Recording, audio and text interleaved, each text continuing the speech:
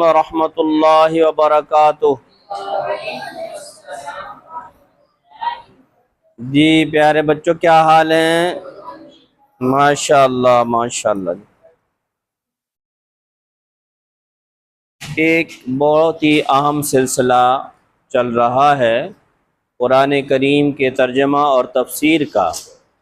یہ سعادت ہم روزانہ حاصل کرتے ہیں قرآن کریم کا ترجمہ اور تفسیر سیکھنے کی۔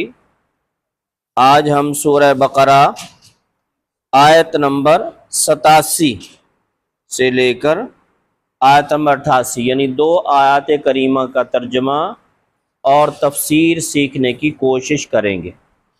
وقت ہوا تو انشاءاللہ آگے بھی چلیں گے۔ 90 تک درج کیا ہے تو 90 تک وقت ہوا تو انشاءاللہ 90 تک جائیں گے، ٹھیک ہے جی۔ آیت کریمہ شروع کرتے ہیں ترجمہ۔ اعوذ باللہ من الشیطان الرجیم،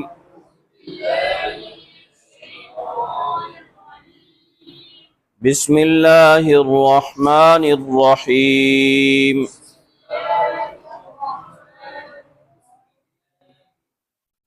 آیت نمبر 87 دیکھیے۔ وَلَقَدْ، واو کا معنی، لام کا معنی البتہ، لام کا معنی قد کا معنی تحقیق، تحقیق اور البتہ تحقیق، آتینا ہم نے دی، ہم نے دی، موسیٰ کس کو؟ الکتابہ، کیا چیز؟ کتاب۔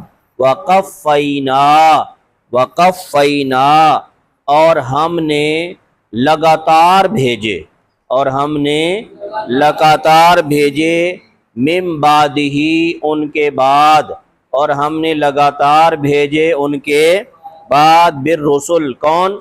رسول، ٹھیک۔ وآتینا یہ اب دوبارہ آیا، کیا معنی کریں گے؟ اور ہم نے دی، اور ہم نے دی، عیسی ابن مریم، عیسیٰ مریم کے بیٹے کو، عیسیٰ یعنی مریم کے بیٹے کو، البینات کیا دی ہم نے؟ واضح دلائل، کیا دیے؟ واضح دلائل۔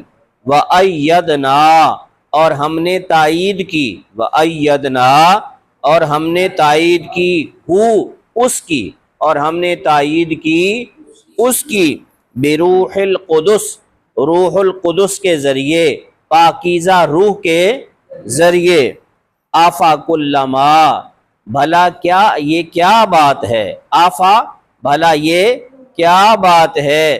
کلما جب کبھی، کلما جب کبھی، جاءکم آیا تمہارے پاس، آیا تمہارے پاس، رسول کوئی رسول، بما وہ چیز لے کر، لا تہوا جس کو پسند نہیں کرتے تھے، انفسکم تمہارے نفس، جسے پسند نہیں کرتے تھے تمہارے نفس، استکبرتم تو تم نے تکبر کیا، تم نے کیا کیا؟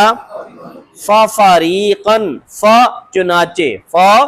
چنانچہ فریقاً ایک جماعت کو، انبیاء کی ایک جماعت کو، کذبتم تم نے کیا کر دیا؟ جھٹلا دیا، وفریقاً اور انبیاء کی ایک جماعت کو، تقتلون تم نے کیا کیا؟ قتل کیا۔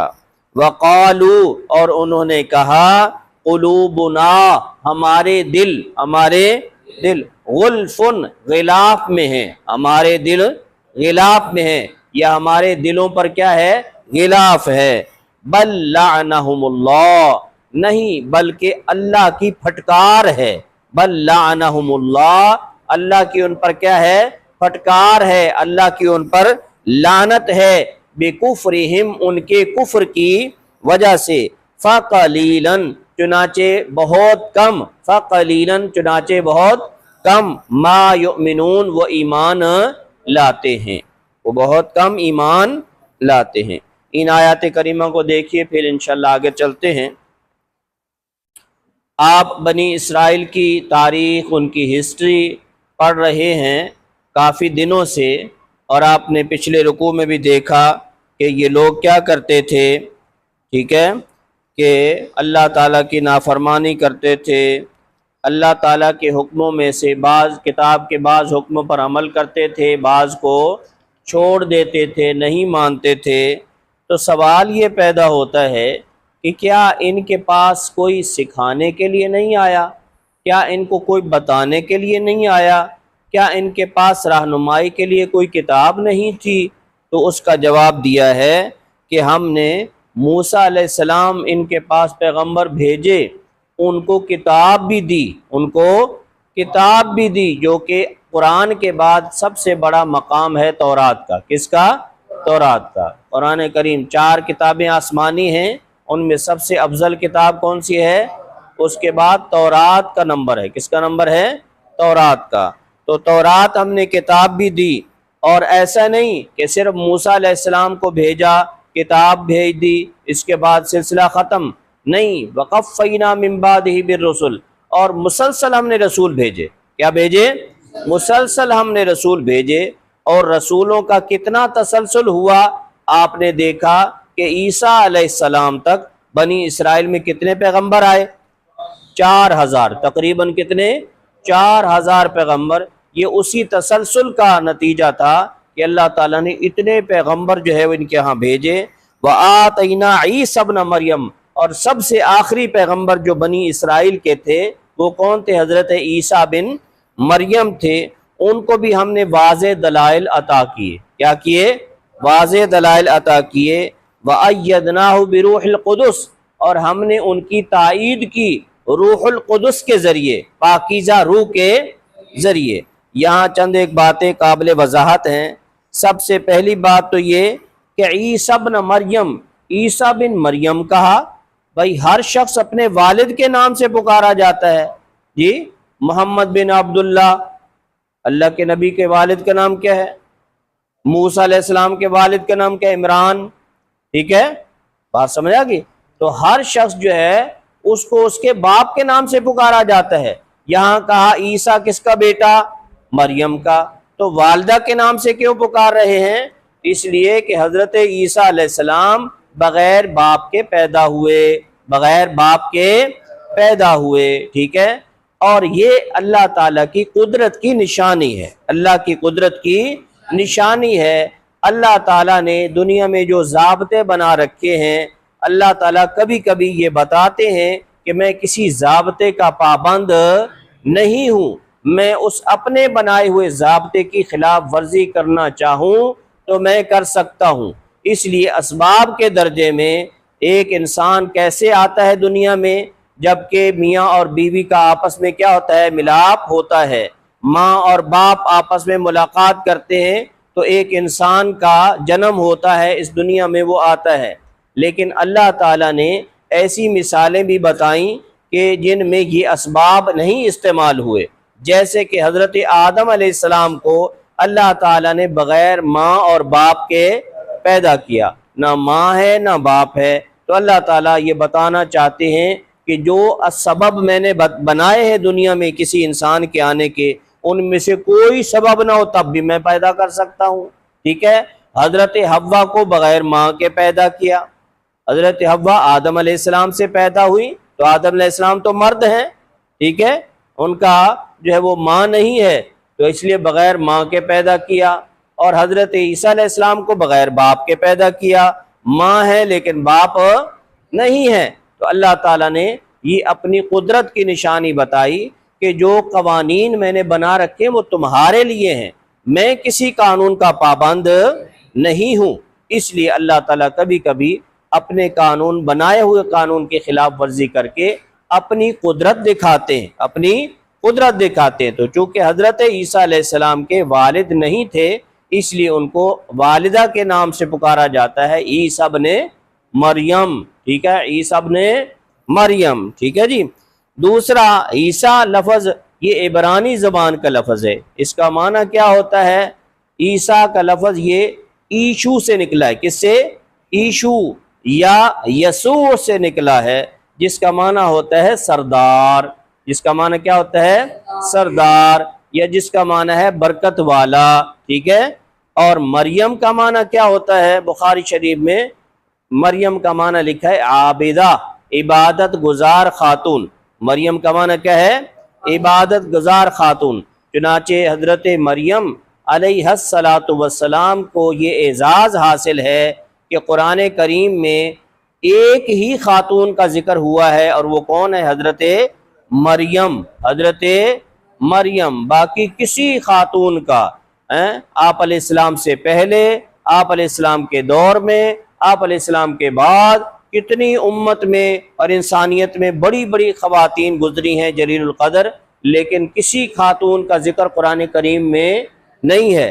آپ علیہ السلام کی ازواج مطہرات سب سے افضل ہیں خواتین میں سے، لیکن ان کے میں سے بھی کسی کا تذکرہ نہیں ہے۔ کسی تذکرہ تو ہے لیکن کسی کا نام نہیں ہے۔ حضرت مریم علیہ السلام کا نام قرآن کریم میں آتا ہے، اور تقریباً 30 مرتبہ، کتنی مرتبہ آیا ہے؟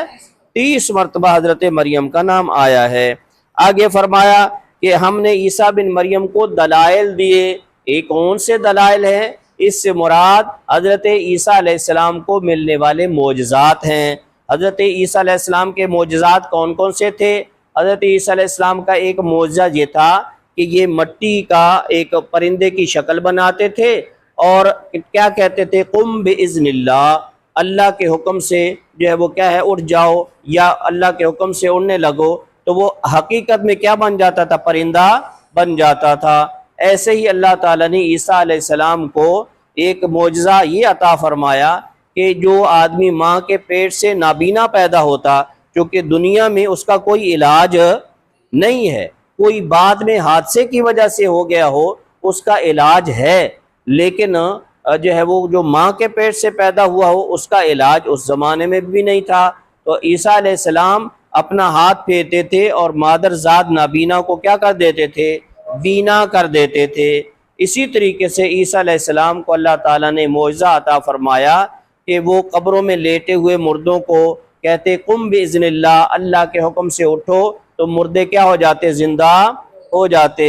اسی طریقے سے عیسیٰ علیہ السلام کو ایک معجزہ اللہ نے عطا فرمایا کہ جو لوگ برس کے مریض ہوتے، برس کہتے ہیں، آپ نے دیکھا ہوگا کچھ لوگوں کی رنگت جو ہے وہ مختلف قسم کی ہو جاتی، کہیں سے بالکل سفید ہوتے ہیں، باقی رنگت عام روٹین کی ہوتی ہے، اس کو برس کا مرض کہتے ہیں۔ تو حضرت عیسیٰ علیہ السلام اس پر ہاتھ پھیرتے تو اس کا برس کا مرض کیا ہو جاتا؟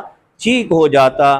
ایسے ہی لوگ گھروں سے جو کھا کر پی کر آتے حضرت عیسیٰ کی مجلس میں، تو حضرت عیسیٰ علیہ السلام بتا دیتے کہ تم نے کیا کھایا ہے اور گھر میں کیا رکھ کر آئے ہو، ٹھیک ہے؟ تو یہ معجزات تھے حضرت عیسیٰ علیہ السلام کے، تو انہی کی طرف اشارہ ہے کہ ہم نے عیسیٰ بن مریم کو البینات، واضح دلائل، روشن دلائل عطا کیے۔ وَأَيَّدْنَاهُ بِرُوحِ الْقُدُسِ، اور ہم نے ان کی تائید کی، ہم نے ان کی کیا کی؟ تائید کی، حمایت کی، کس کے ذریعے سے؟ روح القدس کے ذریعے سے۔ روح القدس کون ہے؟ تو روح القدس قرآن کریم میں حضرت جبریل علیہ السلام کے لیے استعمال ہوا ہے، جو کہ فرشتے تھے۔ حضرت جبریل علیہ السلام جو فرشتوں کے سردار ہیں، تمام فرشتوں کے کیا ہیں؟ سردار ہیں، اور انبیاء علیہ السلام کے پاس کیا لے کر آتے تھے؟ وحی لے کر آتے تھے۔ تو اللہ تعالیٰ نے عیسیٰ علیہ السلام کی سیکیورٹی کے لیے، عیسیٰ علیہ السلام کی حفاظت کے لیے حضرت جبریل علیہ السلام کو مقرر فرمایا کہ آپ ان کی حفاظت فرمائیں۔ تو اس طرف اشارہ ہے کہ ہم نے تائید کی کہ ان کی کس کے ذریعے؟ روح القدس یعنی جبریل علیہ السلام کے ذریعے۔ یہ حفاظت کی کیوں پہ ضرورت پیش آ گئی؟ باقی انبیاء بھی تو تھے، جبریل علیہ السلام ان کے پاس وہی لے کر آتے تھے، ان کی تو کبھی حفاظت نہیں فرمائی، تو عیسیٰ علیہ السلام کے لیے کیا ضرورت پڑ گئی؟ اس کی وجہ یہ تھی کہ عیسیٰ علیہ السلام جب تشریف لائے، پیغمبری ملی، تو ان کو الگ سے کتاب عطا ہوئی، انجیل جسے کہا جاتا ہے، ٹھیک ہے؟ تو چونکہ اس زمانے میں یہودی تھے، ان کے پاس تورات تھی، اور وہ اپنی کتاب کو چھوڑ چکے تھے، اپنے دین سے ہٹ چکے تھے، تو حضرت عیسیٰ علیہ السلام کو اس لیے بھیجا گیا تھا کتاب دے کر کہ جو لوگ دین سے ہٹ چکے ہیں، اپنی کتاب سے ہٹ چکے ہیں، تو ان کو ان دین کے نئے نئے طریقوں سے روکا جائے، اور بدعات سے روکا جائے، خرافات سے روکا جائے، اور ان کو دین پر واپس لایا جائے۔ جب عیسیٰ علیہ السلام نے تبلیغ شروع فرمائی تو یہودی ان کے کیا ہو گئے؟ مخالف ہو گئے، یہاں تک کہ حضرت عیسیٰ علیہ السلام کی جان کے پیچھے پڑ گئے، ان کو قتل کرنا چاہتے تھے، جس کا تذکرہ آگے انشاءاللہ چل کر پڑھیں گے کہ انہوں نے اپنی طرف سے بھرپور کوشش کی۔ یہی وجہ ہے کہ آج یہودیوں کا عقیدہ ہے کہ عیسیٰ علیہ السلام قتل ہو چکے ہیں، سولی چڑھ چکے ہیں، اور یہی عقیدہ عیسائیوں کا بھی ہے کہ عیسیٰ علیہ السلام کیا ہیں، سولی چڑھ چکے ہیں، ٹھیک ہے۔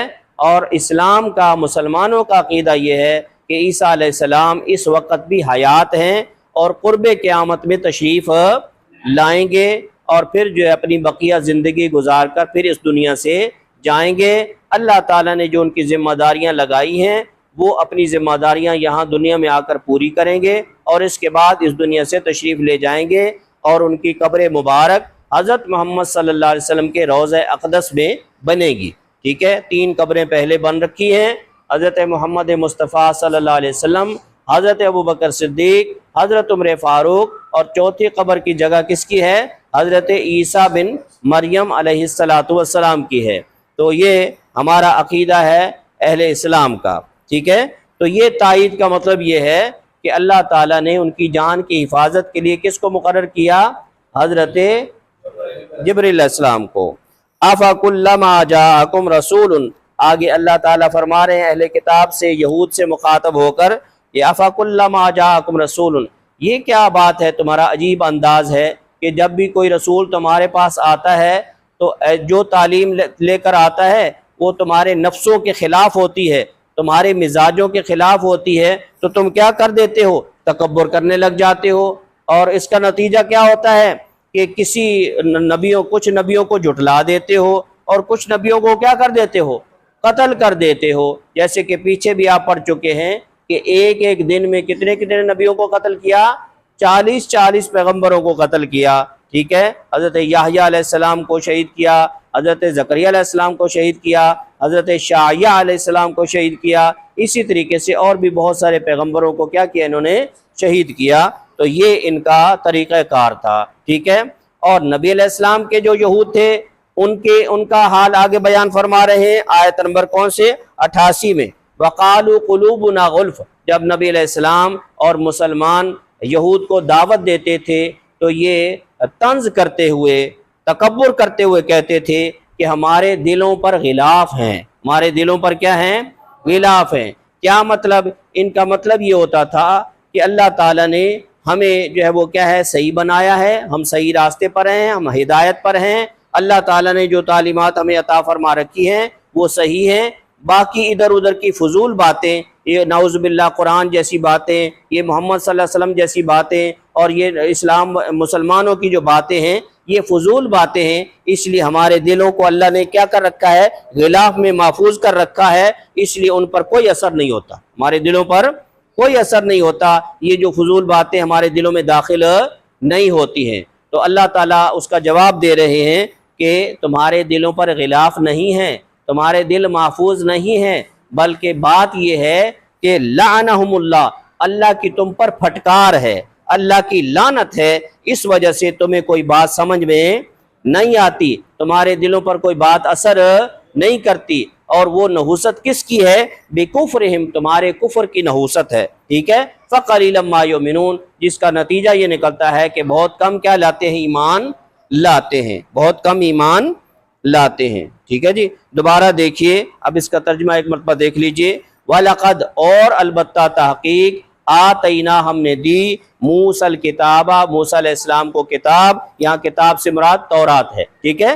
وَقَفَّيْنَا، اور ہم نے لگاتار بھیجے، یہ ایک لفظ کا ترجمہ ہے، وَقَفَّيْنَا، اور ہم نے لگاتار بھیجے، مِن بَعْدِهِ، ان کے بعد، کن کے بعد؟ کس کے بعد؟ موسیٰ علیہ السلام کے بعد، بالرسول، کیا بھیجے؟ رسول بھیجے، وآتینا، اور ہم نے دی، عیسیٰ بن مریم، عیسیٰ بن مریم کو، البینات، کیا چیز؟ واضح دلائل، واضح دلائل کون سے؟ یعنی معجزات، ٹھیک ہے۔ وَأَيَّدْنَاهُ، اور ہم نے ان کی تائید کی، کن کی تائید کی؟ کس کی؟ عیسیٰ علیہ السلام کی، بروح القدس، کس کے ذریعے؟ روح القدس کے ذریعے۔ روح القدس کون ہے؟ افکلما، یہ شروع میں حمزہ آ جائے تو یہ سوال کرنے کے لیے آتا ہے، کیا، بات ہے، کیا بات ہے؟ کلما، کہ جب کبھی، جاءکم، آیا تمہارے پاس رسول کوئی رسول بما وہ تعلیمات لے کر لا تہوا جن کو پسند نہیں کرتی انفسکم تمہارے نفس استکبرتم تم تو کیا کیا تم نے تکبر کیا فریقاً چنانچہ ایک جماعت کو کس کی جماعت کو انبیاء کی جماعت کو انبیاء کی ایک جماعت کو کذب تم نے کیا کر دیا جھٹلایا وفریقاً اور ایک انبیاء کی جماعت کو کیا کیا تقتلون تم کیا کرتے ہو قتل کرتے ہو وقالو اور انہوں نے کہا کنہوں نے کہا کس نے کہا بھائی ہاں یہودیوں نے کہا قلوبنا ہمارے دل ہمارے غلفن کس میں ہیں غلافوں میں ہیں بل لعنہم اللہ بلکہ اللہ کی لعنت ہے ان پر بکفرہم ان کے کفر کی وجہ سے فقلیلا ما یؤمنون چنانچہ وہ بہت کم ایمان لاتے ہیں صدق اللہ مولانا العظیم 1-2 منٹ باقی ہیں 2 باتیں عرض کرنی ہیں آپ سے ایک تو عشرہ ذی الحج شروع ہو چکا ہے ٹھیک ہے اور والفجر ولیال عشر 30ویں پارے کی سورہ فجر میں پہلی آیت کریمہ ہے اللہ تعالیٰ نے ان 10 راتوں کی قسم کھائی ہے جو ابھی آج مغرب سے شروع ہو چکی ہیں تو اس لیے آپ دین کے طالب علم ہیں تو آپ کے لیے زیادہ ذمہ داری بنتی ہے کہ اللہ تعالیٰ کے دیے ہوئے ان قیمتی اوقات کو قیمتی بنایا جائے اور اس کے فضائل آپ نے جمعہ میں اپنے خطبہ سے سنے ہوں گے مختصراً میں بھی عرض کر دیتا ہوں کہ ایک تو یہ کہ ان راتوں میں جو عبادت کی جاتی ہے وہ ہر رات کی عبادت لیلۃ القدر کے برابر ثواب رکھتی ہے ٹھیک ہے اور دن کو اگر روزہ رکھا جائے تو ہر روزے کا ثواب 1 سال کے روزے کے برابر ہے ٹھیک ہے اسی طریقے سے نبی علیہ الصلوۃ والسلام نے دوسری بات ان دنوں کے بارے میں فرمائی کہ یہ دن جو ہیں یہ دنیا کے افضل ترین دن ہیں دنیا کے افضل ترین دن ہیں تو ذہن میں سوال آتا ہے کہ بھائی رمضان بھی تو آتا ہے دنیا کے دنوں میں کون آتا ہے رمضان آتا ہے تو اس کا مطلب ہے ان سے بھی افضل ہیں ہاں جی تو آپ جو ہے وہ دلیل سے انشاءاللہ آپ مان لیں گے کہ رمضان سے بھی افضل ہیں یہ دن کیسے رمضان میں کون سی عبادت ہوتی ہے روزہ ہوتا ہے اور باقی عبادات وہی ہیں جو ہم سارا سال کرتے ہیں ایسے ہی ہے قرآن کریم پہلے بھی پڑھتے ہیں بعد میں بھی پڑھتے ہیں ٹھیک ہے تو رمضان میں صرف روزے کی عبادت ہے اور اس عشرے میں کیا ہوتا ہے روزہ بھی ہے جیسے ابھی آپ نے سنا اس عشرے میں حج بھی ہے اس عشرے میں کیا ہے قربانی بھی ہے یہ 3 ایسے حکم ہیں جو کسی اور مہینے میں نہیں ہے ٹھیک ہے تو اس لیے جو ہے یہ دن دنیا کے تمام ایام سے کیا ہے افضل ترین دن ہے اسی کے ساتھ ساتھ نبی علیہ الصلوۃ والسلام نے ان دنوں میں نیکیاں جو قبول ہوتی ہیں اللہ کے ہاں ان کے بارے میں فرمایا کہ اللہ تعالیٰ کو پورے سال کے ایام میں سے سب سے افضل ان دنوں میں جو لوگ نیکیاں کرتے ہیں اللہ تعالیٰ کو وہ نیکیاں بہت زیادہ پسند ہیں بہت زیادہ کیا ہیں پسند ہیں ٹھیک ہے تو اس لیے ان دنوں میں نیک اعمال کی کثرت کرنی چاہیے اس لیے کہ اللہ تعالیٰ کو عام دنوں کی نسبت ان دنوں میں کیے ہوئے نیک اعمال زیادہ پسند ہے صحابہ کرام نے میری اور آپ کی جو ہے وہ کیا تسلی کے لیے سوال کیا باقاعدہ کہ یا رسول اللہ کوئی آدمی عام دنوں میں اگر جہاد کرتا ہے تو کیا ان دنوں میں کیے ہوئے نیک اعمال وہ جہاد سے بھی زیادہ افضل ہیں تو آپ نے فرمایا ہاں جہاد سے بھی زیادہ کیا ہیں افضل ہیں آپ اس سے اندازہ لگا لیں کہ نیکیاں ان دنوں میں کی ہوئی اللہ کے ہاں کتنی محبوب ہیں اور پسندیدہ ہیں تو اس لیے فرمایا کہ عام روٹین کا جو جہاد ہے اس سے بھی زیادہ ان دنوں کے کیے ہوئے نیک اعمال ہیں ٹھیک ہے ہاں آخر میں آپ نے فرمایا کہ جو شخص ایسے طریقے سے جہاد کرے کہ جان بھی لٹا دی مال بھی لٹا دیا تو فرمایا اس کو کوئی نہیں پہنچ سکتا ہے باقی عام روٹین کے جہاد سے بھی ان دنوں کے کیا ہیں اعمال افضل ہیں اور آخری بات ان دنوں کے بارے میں آپ علیہ السلام نے فرمایا کہ اللہ کا ذکر کثرت سے کیا کرو اور چند تسبیحات بھی آپ نے متعین فرمائیں تحلیل تکبیر تحمید تحلیل کا معنی لا الہ الا اللہ کہنا تکبیر کا معنی اللہ اکبر کہنا اور تحمید کا معنی الحمدللہ کہنا تو اس لیے جتنے بھی کلمات ہیں لا الہ الا اللہ اللہ اکبر سبحان اللہ الحمدللہ یہ سارے کلمات جو ہیں وہ کثرت سے پڑھنے چاہیے، اس لیے کہ یہ تسبیحات نبی علیہ السلام نے خود ارشاد فرمائی ہیں، ٹھیک ہے؟ تو یہ وظیفہ آپ علیہ السلام نے بتایا ہے، تو ان دنوں میں اس وظیفے کو کثرت سے کرنا چاہیے۔ تو یہ 4 باتیں میں نے آپ سے عرض کی ہیں۔ روزے کا اہتمام کریں، رات کو تھوڑا بہت ایکسٹرا عبادت کا اہتمام کریں، اسی طریقے سے اس کے ساتھ ساتھ ذکر کی کثرت کریں اور نیک اعمال کی کثرت کریں، ٹھیک ہے؟ اور 5ویں چیز جو ہے کہ گناہوں سے بچنے کی کوشش کریں، اس لیے کہ جیسے ان دنوں میں نیکیاں زیادہ ثواب ان کا ملتا ہے، اسی طریقے سے گناہ کرنے کا جو ہے وہ سزا بھی کیا ملتی ہے؟ زیادہ ملتی ہے۔ اور آخری بات عرض کرتا ہوں، آج 28 مئی تھا، یوم تکبیر اسے کہا جاتا ہے، یہ اللہ تعالیٰ کی بہت بڑی نعمت ہے۔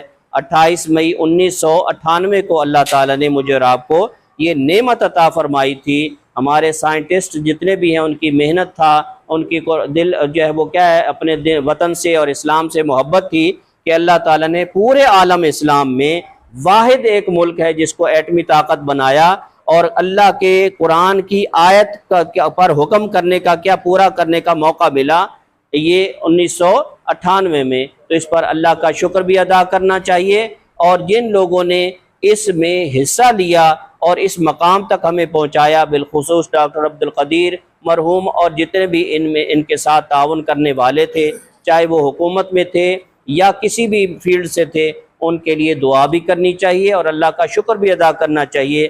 آج اسی کی برکت ہے کہ ہمارا دشمن جو ہے وہ ہماری طرف بڑھنے سے پہلے 100 مرتبہ سوچتا ہے کہ ان کے پاس کچھ ہے۔ اور جب یہ موقع آیا تھا، آپ کو یاد ہوگا کہ پورے عالم اسلام میں خوشیاں منائی گئی تھیں کہ مسلمانوں کے پاس واحد ایٹمی طاقت، اور وہ کون سا ملک ہے؟ پاکستان ہے۔ اس لیے میں اس بات پر اپنی بات کو ختم کروں گا، پاکستان زندہ باد، اسلام پائندہ باد۔ السلام علیکم۔